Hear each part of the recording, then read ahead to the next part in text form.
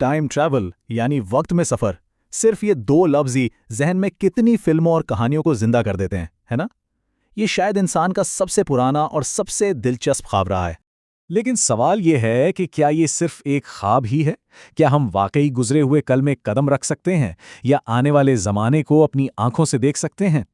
तो आइए आज हम साइंस और फिक्शन के दरमियान की इस लकीर को पार करते हैं और ये जानने की कोशिश करते हैं कि वक्त में सफर की असल हकीकत आखिर है क्या।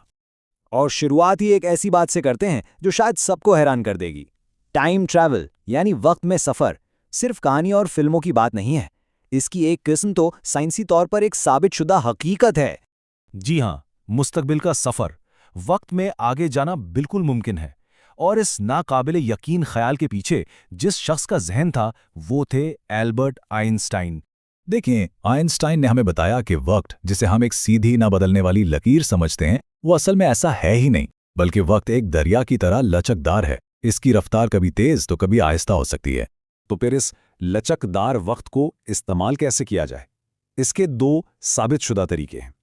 पहला है रफ्तार यानी स्पीड। कोई भी चीज जितनी तेजी से सफर करती है उसके लिए वक्त उतना ही आहिस्ता गुजरता है।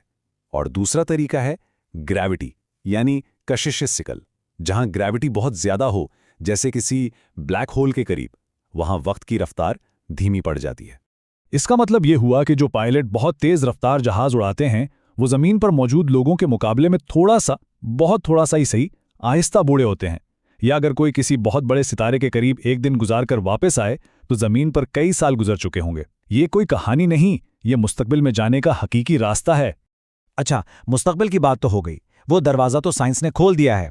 लेकिन अब आते हैं असल और सबसे मुश्किल सवाल पर, माजी का क्या? क्या गुजरे हुए कल में वापस जाना मुमकिन है? बस यहीं आकर मामला बहुत ज्यादा पेचीदा हो जाता है।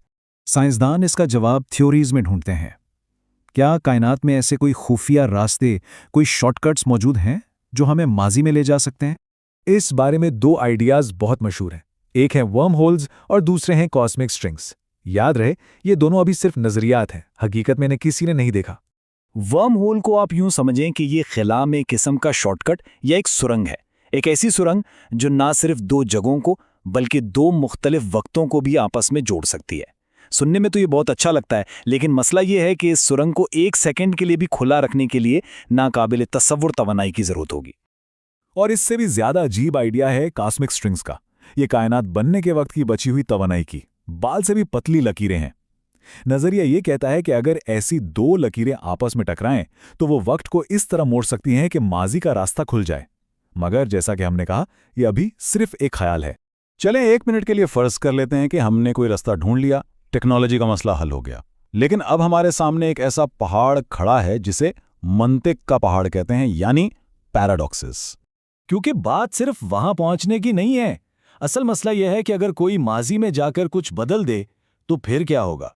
इसकी सबसे मशहूर मिसाल है ग्रैंडफादर पैराडॉक्स। सोचे जरा, कोई शख्स माजी में जाकर अपने दादा दादी की मुलाकात ही ना होने दे तो जाहिर है वो शख्स फिर कभी पैदा ही नहीं होगा। लेकिन अगर वो पैदा ही नहीं हुआ तो फिर माजी में गया कौन था? ये एक ऐसा चक्कर है जिसका कोई जवाब नहीं है। और यहीं से ये ख्याल आता है कि शायद माजी एक ऐसी चीज है जो लॉक हो चुकी है। उसे पत्थर की लकीर समझें। आप इसे देख तो सकते हैं, लेकिन इसे मिटाकर दोबारा नहीं लिख सकते। तो उन तमाम बड़ी बड़ी थ्योरीज और पहेलियों से वापस आते हैं उस हकीकत की तरफ जिससे हम सब हर लम्हा जी रहे हैं, यानी हमारा अपना वक्त का सफर। सच तो यह है कि हम सब टाइम ट्रैवलर्स हैं। इसके लिए हमें किसी मशीन की जरूरत नहीं है। हर लम्हा, हर सेकंड हम सब एक साथ मुस्तकबिल की तरफ बढ़ रहे हैं। हमारी रफ्तार बिल्कुल तय है, 1 घंटे में 60 मिनट, न उससे 1 सेकंड ज्यादा, न 1 सेकंड कम। तो भले ही हम माजी को बदल नहीं सकते, कम से कम अभी तो नहीं, लेकिन हमारा सफर जारी है। और आखिर में एक सवाल सबके लिए है, साइंस की अगली दरियाफ्त क्या होगी? क्या इंसान कभी वक्त की इन जंजीरों को तोड़ने में कामयाब हो पाएगा?